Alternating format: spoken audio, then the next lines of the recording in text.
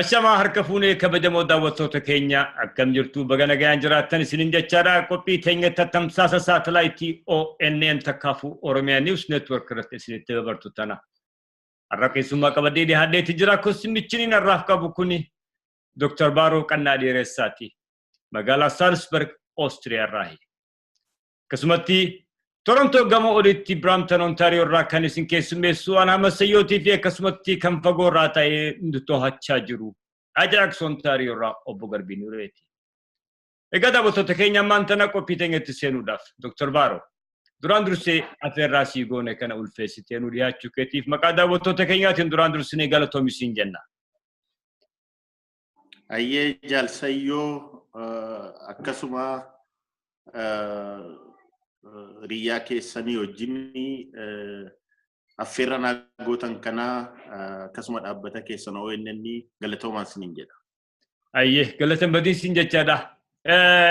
Mee Dr. Baaroo haalli biyya teenya shaffisaan deemuu bira taree baay'ee xaxamaa akka ta'e kan uummanni biyya keessaa qullaa osoo hin ta'in arraan tana mootummoonni addunyaalleen kan hubatan. Biyya san haala siyaasaa biyya sanii hegeree biyya sanii xaxaa kan godhe uumama isii irraayi. Uumamni isiidhaas laafuu arraan tana waliif ibsu osoo hin ta'in biyyi san akkaataa itti uumamte namni martinuu beeka. Adeemsa kana keessatti qabsoo hagana hin jedhamneetu gaggeeffamaa as gahe. Wareegamaa fi aarsaa hammana hin jedhamneetu kaffalame arraan tana sadarkaa ardha irra jiru tana ga'e. Amma maayii irratti torbaanuma dabra kana keessatti hegeree biyya saniitiif murteessaadha araarri jedhamee uummanni Oromootii fi uummanni addunyaa martinuu mootummoonni addunyaatiis eegaa turan. Waliigaltee mootummaa Itoophiyaatii fi adda bilisummaa Oromoo gidduutti raawwatamte. Egaa waliigalteen godhamte tuni waliigaluudhaaf waliigalan malee diiteeliin isiidha ibamte ifa taate waan qabxiilee kana irratti irra waliigalame jedhame wanti dubbatame hin jiru. Irra caalaadhaatti biyya keessa galanii waliin ta'anii mari'atanii garaagarummaa jirtu dhiphisanii bakka walii galan irratti fuuldura tarkaanfachuudhaaf. Amma yommuu kana jennu akka afaan Faranjiitti nothing is certain jansanitti wanti dhagaa irratti barreeffame waliigaltiin tun fuuldura tarkaanfatti wanti jedhamee lafa kaayama addunyuma tana irratti hin jiru. Egaa waliigalteen tuni tan nageenyaa fi hegeree biyya saniitiif fuuldura tarkaanfachiiftu gochuudhaaf nagaya waaraa kan buuftu akka taatu gochuudhaaf wanti hojjetamuu qabu maali gatteetti yaadda? Ayyee jaalleessayyoo baay'ee gaaffii bareedaadha. Mee dura utuun gaaffii kee kana deebisin dura haala biyya keenyaa kana impaayerri Itoophiyaa jedhamtu kun maal fakkaata akkasuma immoo saboonni achi keessa jiran ispeeshaalii kan akka saba Oromoo maalii jennee ilaaluutu bareedaa natti fakkaata. Kana yeroon jedhu mee wanni impaayera Itoophiyaa sana akka qaama anaatoomii namaatti mesiifa dhiyeessu. Anaatoomii namaa yeroon siin jedhu namni kuni nuyi akka dhala namaatti sammuu qabnaa, dudda qabnaa, honnee qabnaa, tiruu qabnaa, kalee qabnaa, harka qabnaa, miila qabnaa. Kana gaayoo akka impaayerichaatti fudhattee saboonni achi keessa jiran kun immoo honnee ta'uu malu, kalee ta'uu malu, maal ta'uu malu. Garuu saboota biyya impaayera jiran sana keessaa saba Oromoo yoo fudhattee ilaalte sabni Oromoo sammuu dudda fi akkasuma immoo digestive system of that empire jechuun dandeessa. Kana jechuun egaa yeroo fuutee ilaaltu sabni Oromoo kun akka spinal cord digestive system brain of that empire jechuuf ni dandeessa gabaabaatti. Kana utuu ta'ee jiru erga sabni Oromoo kana fakkaata ta'e impaayerri sun gabaabaamatti orgaanii saba Oromoo kana malee impaayera sana ta'e yookaan Itoophiyaan jedhamtu sun jiraachuu hin danda'amu. Saboonni biraa hiikaan qaban jechuutu hin taane saboonni biraas bu'aa ni qabu. Akkuma honneen kee qaama kee keessatti dhiiga tamsaasu, akkuma somdi kee qilleensa sii kennu, saboonni achi keessa jiranis bu'aa mataa isaanii buusu. Garuu keessatti sabni Oromoo kuni baay'ee murteessaa fi hundee fi utubaa impaayera sanaati jechuu dandeessa.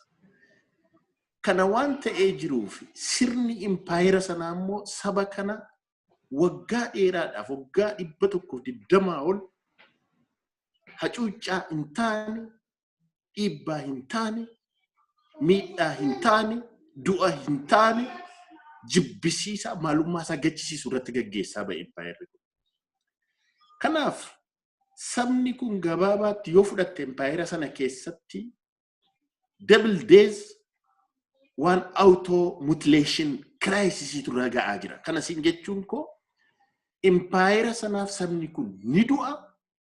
Erga impaayera sana keessatti du'ee booddee immoo erga diina impaayera sanaa balleessee as deebi'ee booddee immoo lakkii an mataa koo ta'een jiraachuu barbaada jedhee kabaja ofiisaatti uumuudhaaf miidhaa bulchitoonni impaayera sanaa irraan gaan ofirraa faccisuuf du'a lammataa du'a. Inni sadaffaan immoo bulchitoonni impaayera sanaa saba kana maqaa isaallee jijjiiranii, lafa isaallee jijjiisanii, olii wallaachisanii, amantiif kutaan addaan baasanii, humna dhabsiisanii, bulchuuf jedhanii isaan gidduutti saba kana lamaan walitti buusu. Kana jennanii waan auto mutilation and double days jedhu. Kanatu irra gahaa ba'ee jechaadha saba kanarra.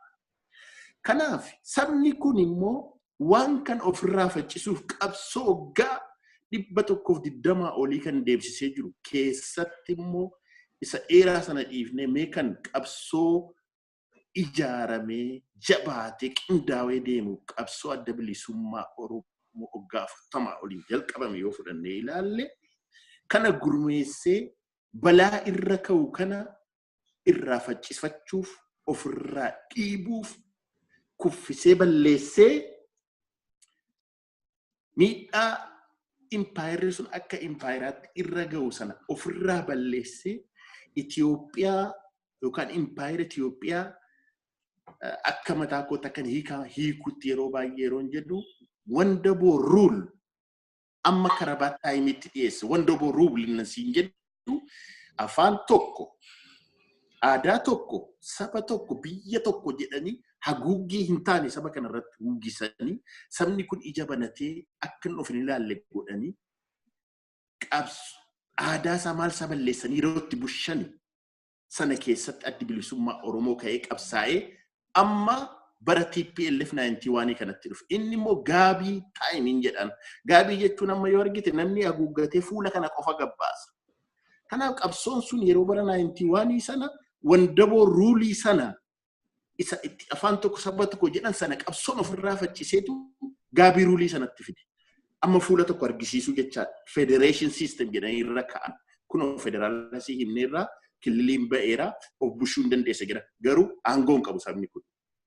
Akka kanatti isa bushaa ba'anii amma garuu qabsoon kun hin dhaabbanne addi bilisummaa Oromoodhaan hoogganamee itti fufee humna qeerroodhaan ijaaramee akka jirutti kuffisee tamsaasee amma immoo karabaat taayimitti fidee jira. Amma yeroo ammaa wandaboon sunis badeera.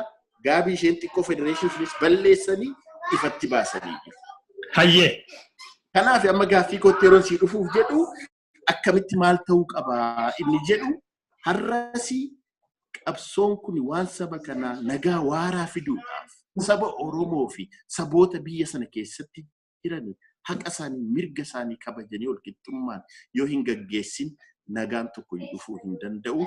Keessatti immoo saba Oromoo gaaffii inni gaafate gaaffii haqaa maalummaa koo aadaa koo qabeenyaa koo saba koo irratti nagummaa koo irratti of bushuu hin danda'a jedhu kana kabajamuu fi danda'uu qaba nagaa waara dhufuuf hin jedha. Okay. Ijoolleen rakkisaa dhiifama. Galatoomii Dr. Baaroo baay'ee lafa keesse. Daawwattoota keenyaaf wanti xiqqoo hubachiisuuf yaallu Dr. Baaroo dhiifama iddoo hin taanetti si qabne haala hatattamaa ta'een iddoo gartee uummataa takkaafu public bakka jiru keessatti Dr. Baaroo qabanne sagalee takka takka duubaan dhiyaattee dhagayame kana daawwattoonni keenyaas akka nu hubatan feena.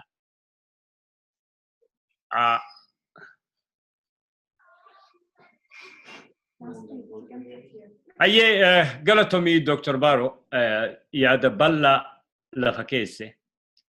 Daawwattoota keenyaaf xiqqoo nu hubachiisuu feenu iddoon itti si qabne tuni ala bakka public taate takkaafu iddoo namni baay'een keessummaatti hojii gad deemu keessa waan ta'eef jecha daawwattoonni keenyaas akkasitti akka hubatan feena.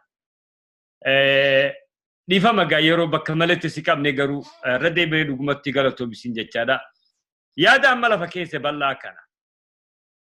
Uummanni tokko ta'ee biyya takka keessatti nagaya waara mirga isaa kan qabatee hegereedhaaf ittiin jiraachuu danda'u.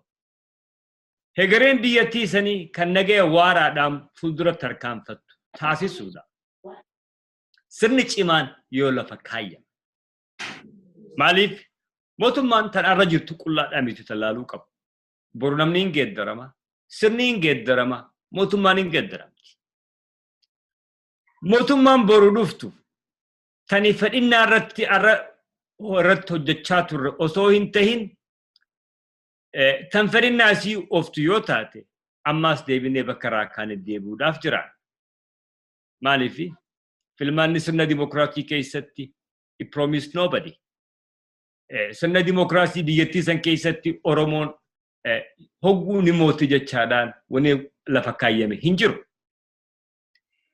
Kanaaf biyyattii san keessatti aarsaa haga irraa kafalame kana fuuldura tarkaanfachiisuudhaaf kan waaraadhaaf hegeree qabu gochuudhaaf sirni biitii san irratti hundaa'u. Hariiroon biyya san keessatti sabootiin biyya san keessa jira walitti irratti gurmaawan kan murtaa'e kan jala harriiqame martinu irratti walii galan ta'uu qaba. Kuni gaamaan tana eessatti nu geessa. Biyyattiin san sirna federeeshinaatti buluu qabdi moo sirna konfedereeshinaatti buluu qabdi? Hayyee kunis baay'ee gaaffii bareedaadha. Yeroo konfedereeshinii kana kaafnu gara ofii keenya ilaaluu qofattu tun taane gara addunyaa kana ilaaluutti nu geessa. Mee utuu addunyaa sana ilaalin akka dhaggeeffatootaaf ifa ta'utti yeroo konfedereeshinii haasofnu weak central government, strong regional government. Yeroo waa'ee federeeshinii haasofnu immoo strong central government and weak regional government jechuu keenya. Kana yeroo ilaallu mee utuuni wanni kanatti dhufini namtichi saayikaatiristiini Fireenchii tokko Maartinik biyya Aayilaandii tokko irratti kan dhalate tokko waan barreessee qaba waa'ee gurraachaaf wanni kana maal jedhee kitaaba tokko barreessee jira. Black skin with white coat, white mask jedhee barreessee ture. Maal jechuu isaati achirratti gurraachota maalummaa isaanii kana gatanii adii fakkaachuu barbaadanii bifa adda addaadhaan humnaanis qabeenyaanis nagummaanis haa ta'u goyyomanii akkamitti miidhaa akkamii qabsoo gurraachi godhu irratti warra fide. Kanaafi rakkoon immoo jijjiirama psychopathology kan jedhamu sammuu dhibeerraan kan ka'e irratti waan barreesse tokko qaba. Kana maaliifan kaasee biyyattii impaayera Itoophiyaa sana keessatti kana booddee akka sirna darbee sanatti nama waa'een hin taane irra ka'anii kaapportaa hin fakkaanne yookaan goyyomsanii irra ka'anii maqaa tokkichummaa afaan tokkichummaa aadaa tokkichummaa sanaan deebisanii bushuun hin danda'amu. nagaa waaraas fiduu hin danda'u impaayera sana keessattis gaanfa Afrikaa sana keessattis fiduu hin danda'u. Maaf hin danda'amne ta'eedha Babaaro. Maaliif hin danda'amu siin jedha dura nama tokko maalummaa isaa qabsoo fakkeenyaaf addi bilisummaa Oromoo waggaa 40 dura yeroo jalqabe qabsoo isaa waa inni jedhee lafa kaa'e tokkotu jira sagantaa siyaasaa isaa keessatti. Maal jedhee lafa kaa'e impaayera sana keessaa fi gaanfa Afrikaa sana keessatti nagaa waaraa fi guddina dhaabbataa ititaa fiduudhaaf akka dhuunfaattis akka sabaattis sabaaf sablamnoonni impaayera sana keessa jiranii mirga walqixa ta'e argachuu qabu. Kanaaf akka garuu siistema sana keessa saduraa sana irratti kaapportaa humnaan irratti uwwisanii Oromoo miti ati qomoo biraadha afaan kee dubbachuu hin dandeessu akka nu isin jennetti deemittiin jedhanii bushuudhaaf hin danda'amu. Maaliif hin danda'amu yoo jette haalli biyya addunyaas jijjiiramee jira. Miidhaan saba kanarras ga'e maqaa biraadhaan irra ka'anii deemuu hin dandeenye. Maqaa haatiif abbaan itti baasan maqaa Oromoo fuudhanii maqaa biraatti jijjiiranii maalummaa isaa jibbisiisaa. Magaalaa maqaa inni ittiin saba sanaan isaa fakkaatu ittiin waamsisan irraa jijjiiranii maqaa biraa irra kaa'aa dhukkubaa fi madaa biraa fiduu deemu malee jaalalaa fi guddina saba gidduutti fiduu hin danda'u. Kanaaf nagaa waaraa fiduu hin danda'u siin jechuu kooti. Namoonni tokko tokko yaada lamaatu jira bakka tanatti. Tokko yoonii fi jireenyi biyya sanii Itoophiyaa as a unitary state akka biyya takkaatti jiraachuu isiidha kan tiksu kan eegu mootummaa federaalaa ta'e deemnee borullee rakkina keessa seenuuf jiraan. Maaliif yoo jenne gaafa gubbaadhaa gad eegamuu eegale aangoon gubbaarraa gad darbamuu eegala.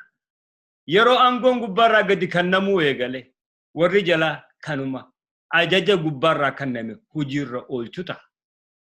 Kana keessatti akkuma reefu jedhetti mootummaan geeddaramuun ni mala. Filmaataan ta'e filmaataa alatti. Ammoo jireenyi biyya sanii kan waaraadhaa fi itita ati jette san tahuu danda'u. Stakeholderoonni takkaafuu saboonni biyya san keessa jiran fedhinnaarraa walitti dhufanii heeraa fi seera biyyattiin san ittiin buluu qabdu lafa kaayyatanii yoo irratti walii galan qullaadhaan jedha. Egaa yoonii fi waliigaltiin san hin jiraanne rakkinoo boru rakkina keessa seenuudhaaf jiraan. Maaliif yoo jenne addumarraahu yaada lama kan wal murutu jira. Warra ammallee sirni federaalaa kan wayyaaneen maqaafillee ta'u lafa keessa san diigamuu qaba. Bakka irraa dhufnetti deebuu qabna maqaa Itoophiyaati namuu Itoophiyaadha eenyummaa namummaa dhabamtee Itoophiyaa duritti haa deebinu warra jedhuutu arraan tana lolaa dhiikkisaa jira. Egaa otoonii fi kun jiru yoonii fi sirni ammaan tana defined federation aangoonsaa naannoodhaa beekamte. Kan aangoon mootummaa federaalaa beekamte eeggatamte. Heeraa fi seeraa yoo hin jiraanne hegeree biyyattiin sanii fuulduratti akka biyya takkaatti jiraachuuf ni dandeessitee yaadda. Akkuma sila jedhe gidduutti asaan koo inni ta'e waan federeeshinii sanatti utuu hin fixamin. Okay, dhiifama tifuuf. Amma fakkeenyaa fi biyya ni jiraadhu biyya Beeljeem kuni kutaa Oromiyaa keessaa xiqqaa kan jedhamee waamamu kutaa naannoo Arsiiti. Biyyi Beeljeem jedhamtee waamamtu kuni amma biyya kutaa Arsii sana iyyuu hin geessu. Garuu biyya Beeljeem kana keessatti saba sadii jira. Saba afaan qabu, aadaa qabu, wanni ta'u tokko saba Flemish jedhamee waamamu warra hundeen isaanii warra Neezerlaandi ta'an kana. Sabi lammataa warra Vaalon jedhanii waamaman warra sabi hundeen isaanii warra Fireenchii ta'anii fi warra Jarmaniiti. Warri Flemish kuni warri Dachii dubbatan kuni gara 6 miliyoona 6ti. Warri Fireenchii kuni gara miliyoona 4ti.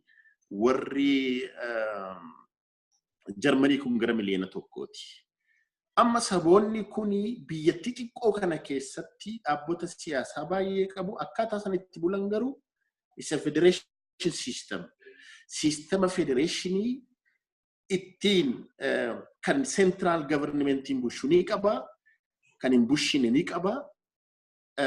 Yoo hundee isaanii immoo akkaataa itti isaanii bulan ilaalte haalli achi keessatti jiru sabni Filamish jedhamuu fi sabni Oromoo wal fakkaata. Magaalaa isaanii guddittiin Biraasel jedhamtee handhuura Awurooppaa taatee waamamtu sun immoo Finfinnee fakkaatti. Karaa hundumaan Finfinnee yoo fudhattee handhuura Afrikaati, handhuura ilma Oromooti. Oromoonni itti marsanii jiranii. Akkuma kana Biraasel kanatti immoo warra Filamishii sanatti itti marsee jira. Garuu kan afaan isaanii irraa jijjiiran warra Fireenchii sana ta'eeti. Dhumarratti garuu diplomatical way, negotiation way, federation way rakkoo isaanii kana educationiin akka maal akka ta'uu qabu, fiiskaaliin maal akka ta'uu qabu, waan kana negotiate godhaniitu biyya isaanii keessatti hundumtuu of bushee jiraata. Hanqinni tokko jiraatu garuu they are still negotiating. Kanaaf biyya keenya keessatti Oromoo yoo fudhattee akkasumas immoo empire sana keessa Itoophiyaa yoo fudhattee warri sirna kaleessaa sana deebifnee akka sanatti afaan tokko aadaa tokko jennee bushina jedhani rakkoo biyya sanaa ammayyuu hubachaa hin jiran. Dhibee namni sabni sun achi keessatti qabu sana hubachaa hin jiran. Kanammoo akka kanaan duraa sana carraa amma argame akka duraan dhiibamee sabni Oromoo qawwee kaasetu hin taane har'a haalli nagaa uumameera. Saba kana barsiisuu, karaatti argisiisuu, negotiate gochuu, debate gochuu, mana keessatti dhuunfaa keessatti iddoo tokko taasisuutu hin taane in a wide way, in a public way debate gochuu nu barbaachisa. Amma fakkeenyaaf gabaabamatti yoon sii kenne haasaa keessii deebisuudhaaf annoolee siidaan annoolee haa ka'uu just fictioniidha. Kana jechuun saba kana deebisanii madeessuudha. Kana jechuun yakka kaleessa hojjetame sanallee dhaga'uu diduudha. Miidhaa dhaabbataa saba kanaa dhaga'uu diduudha. Kaleessa ilmi Oromoo tokko bulchaa Finfinnee ta'ee filamee lakki nuyi wanti kun sirrii miti jedhanii mormuun isaanii realitii jiru kanarraa hunda baqachuu isaanii haqa jiru illee hubachuu hin dandeenye.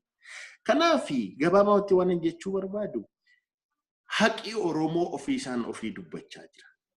Garuu Oromoon qofaasaa Oromoo sanaaf utuu hin taane empire sanarra darbee gaanfa Afrikaa sana keessatti nagaa fiduuf waan deemuufi jaroota amma nu wajjin jira kana in a very diplomatical way patiently debate goone lakkisa haqa kana akka duraatti jimmaa jimmiite gootanii yoo deemtanii galaafataa fi dhuma empire sanaa ta'a.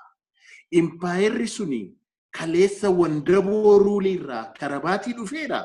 Yoo garuu har'a teessanii dhaga'uu baattanii qumxaa fi qobeetti gadi bu'uuf deemaa jechuun baduuf deemaa jechuudha. Akkuma Itoophiyaamti jedhamu iyyuu.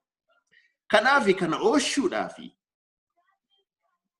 dhaammata sabni Oromoo dhaabbachaa jiru.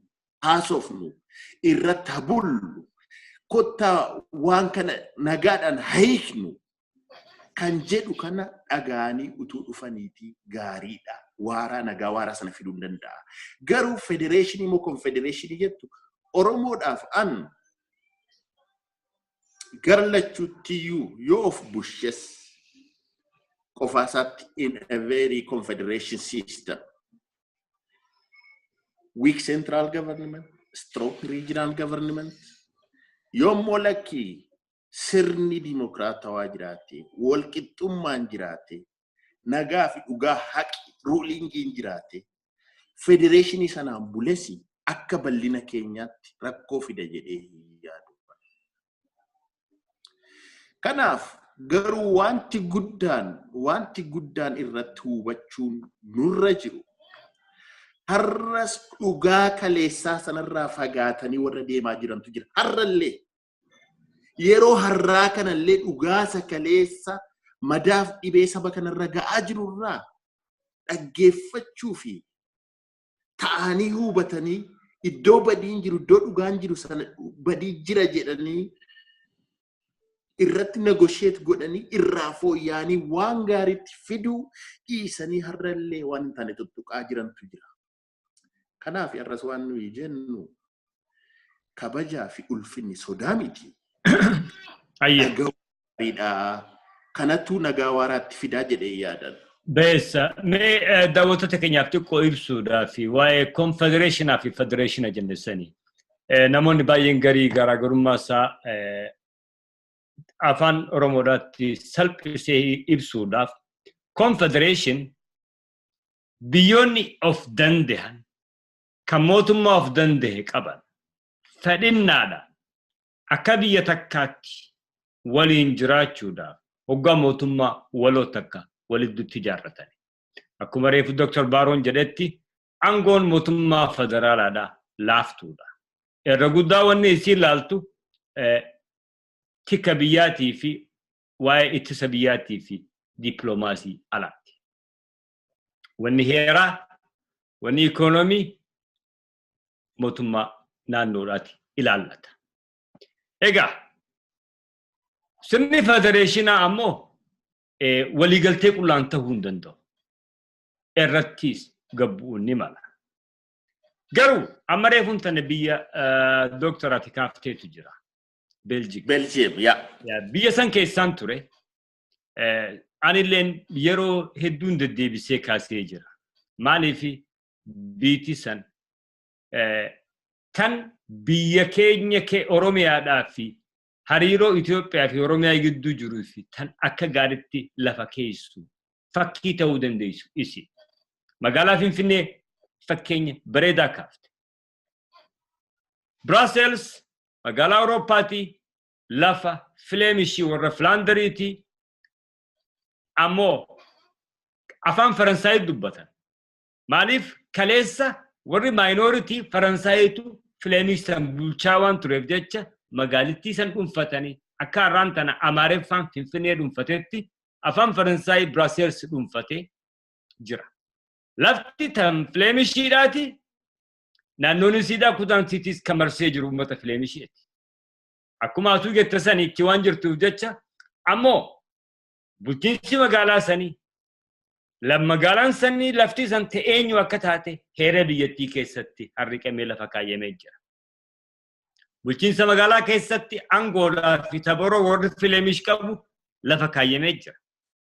Egaa hegereen gama biyya Beeljigii fi tanii biyya Itoophiyaa isa wal fakkaatti jedhee ta'e ilaala. Mee biyyootuma federeeshina qaban keessatti haa ilaalu. Biyyoonni har'a sirna federaalaatti bulan Kanada, Ameerikaa, Switzerland, Austria biyya ammaati keessa jirtu, Belgium biyya tante, Venezuela, Brazil, Argentina, Hindi, Russia, Bosnia Herzegovina, Pakistan, even Sudan tan jedhamtu naannoo keenyallee biyya federeeshinaati. Afrikaa keessatti yoo deemne Sudan jennee jirra, Tanzaniyaan ni jirti, naannuma biyyoota Imaraatilleen federeeshina. Biyyoonni Afrikaadhaa, even Naayijeeriyaalleen sirna federaalaa qabdi. Biyyoota dimookiraasiidhaa fi ikoonomiin guddatan keessa sirni federeeshinaa cimeeti hojiirra oolaa jira. Mirgi namaa kabajame, mirgi naannoodhaa murtaawee heeraa fi seeraa. Biyyoota guddataa jiran kan akka Afrikaa kan akka Itoophiyaadhaa keessatti garuu federeeshinni maqaaf lafa kaayyame malee aangoon ammallee gubbaarraa gadi kennamti kan impose godhu kan naannoo irratti dhiibbaa uumu mootummaa federaalaati. Kanarraa kan ka'e biyyoonni Afrikaadhaa lolatti seenan. Fakkeenya gaarii kan nuti dandeenyu Suudaan fudhadhu. Suudaan sirna federaalaa qabdi ture. Garuu warri Noorziidha. Olaantummaa qabanirraa kan ka'een federeeshina san kan irratti maqaadhaaf lafa kaayyame san irra dhiitanii darbuudhaan bulchuu eegalan. Ajaja kennuu eegalan. Kanarraa kan ka'een lolli eegalame saawuziin buqqaate warri biraalleen kan gara weestii jiru buqqa'uudhaaf carraaqii godhaa jira. Egaa Itoophiyaa biyyoota Afrikaa kan biraarraa adda wanni godhu maali? Federeeshinni yoo lafa kaayyan kan waaraa gochuu isa danda'u, ititaa gochuu danda'u maal ta'uu qaba jetteeti yaadamee Dr. Baar? Gaaffii kana baay'ee haala bal'inaan lafa keessa jaalsayyoo fakkii baay'ee keesse Indiyaanis fakkii guddaadha dhuguma fakkii baay'ee bareedaa federation systemii achi keessa jiru yoo dhatte biyya sana argite dhuguma biyyi suni sabaa fi sablamnoota amma adda addaa afaan adda addaa naannoo adda addaa jira jettee yaaddu maaliif utuu haala siistema walqixxummaa naannoo aadaa isaanii sana fudhataniitti galanii mootummaa sana jabeessanii naannoo isaanii jabeessanii har'a injiineroonni adda addaa keessaa ba'aa jiru. Har'a filosoofoonni adda addaa keessaa ba'aa jiru. Har'a niwukileer saayintistii adda addaa keessaa ba'aa jira biyyattii sana keessaa. Waan isaan itti har'a yoo argite fakkeenyaaf biyya Jarmanii kana kan dhufanii hojjetanii kompiitara ispeeshaalistii adda addaa keessaa ba'aa jira. Garuu kana hunda irratti waan isaan lafa ta'anii walii galanitti sirna walqixxummaadhaan even har'allee hiyyeessaaf sooressa gidduu gaaffii guddaan haa jiraatu malee garuu sirnichi lafa jira yoo qophii taatee ati guddachuu barbaadde hunuma jira achi keessa. Itoophiyaa keessatti gaaffii ati na gaafatti kallattiitti sii dhufuudhaaf waa'ee Beeljeemii kana waa'ee fakkii Oromoo fi biyya Oromoo fi biyya Beeljeemii kana Biraazilii fi Finfinnee kana yeroo biraatti deebina. Amma waan ati gaaffii ati na gaafatti sii dhufuudhaaf waan Itoophiyaa keessatti rakkoo jira jettu rakkoon Itoophiyaa keessatti jiru sirni amma ammaatti biyya sana keessatti ijaaramee jirutu sirna dhugaa arguu danda'uu fi sirna nagaa waaraa sabaaf yaadee maqaa sabaa dhaatee aangootti dhufa garuu waan sabaaf hojjetutu hin jiru dhugaa keessa hin jiru. Aadaa immoo yookaan immoo sirna immoo biyya sanaa fi tolee nagaan busha jedhutti warri aangoon dhufan sun balleessanii akka duubatti afaa godhanii jiru. Fakkeenyaaf gadaa sirna gadaa adda kan Oromoo yoo fudhatte sirna warra Sidaamaa kana fa'aa yoo fudhatte Guraagee keessallee ni jira sirna baay'ee bareedaa ta'e akkaataa jaarsoliin ittiin wal bushantu jira. Garuu Itoophiyaa kana keessatti warri amma ammaatti bushaa jiran maqaa saba tokko dhaatanii har'allee kan dhukkubi suni akkan sila siin jedhe saayikoopaatoloojii adda addaa qabaatanii dubbii dhugaa kana hubachuu dadhabantu aangoo kanatti dhufee aangoo kan harkaan qaba. Kanaafi biyya sana keessatti nagaa waaraan hin dhufne garuu har'ammoo waan kanaafi Piraayim Ministeera yookaan muummichi ministeera aangootti dhufe saba guddicha seenaa bareedaa seenaa dimokiraatawaa seenaa walqixxummaa qabuu fi biyya sana keessattis immoo akkuma sila siin jedhe kana dugda pillar spinal cord and digestive system brain of the empire kan ta'e saba sana keessaa dhufee har'a aangoo sana qabatee akka amma jedhe kanatti diriirsee deemsisuudhaaf qophaa'ee jira. Kana jechuunsaa waan kanaaf qophoofnee jirra. Iddoo haaraa fidee hin qabu muummichi ministeeraa waanuma saba isaa keessatti dhalate dhugaa sana dhagaa guddate argaa ture sana fudhatee ol ka'ee jira. Kana fudhatee jabeessee yoo itti darba ta'e fi akkasuma immoo yeroo dhiyoo kanatti waliigaltee adda bilisummaa Oromoo wajjin fudhatee walii mallatteessanii diteelii isaa hin beennu maal akka ta'e hin beennu garuu walii mallatteessanii sakaan isirratti haasofna jedhanii waliigalan kana sagantaa siyaasaa adda bilisummaa Oromoorra kan ifatti taa'ee jiru biyya sana keessatti fi gaanfa Afrikaa keessatti nagaa waaraa fi guddina dhaabbataa ititaa ta'e biyya sana keessatti fiduudhaaf sabaaf sablamnooti keessa jirani akka stakeholderii dhaabbataa ta'an ta'ee hirmaannaa tokko isaanii yoo deggere qofa yoo fudhate qofa biyya sana keessatti waan itti dhaabuu dandeenya kan jedhu sana yoo fudhatanii itti fufanii sagantaa adda bilisummaa Oromoo kana amma waliigaleen kanarratti yoo implimenti godhani nagaan biyya sana keessatti dhufuu ni mala jedhee yaada. Gaaffii kee yoo deebisee irratti jaalle. Beesa baay'ee akka gaariitti deebifte.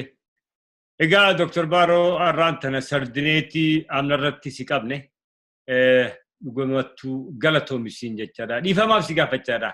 Yeroo biraa bal'ina takka ol dachaanu abdii guddaa qabna. Galatoomisiin jenna. Atis galatoomi baay'ee galatoomi yeroo gaarii siniif haa ta'u jaalgarbi.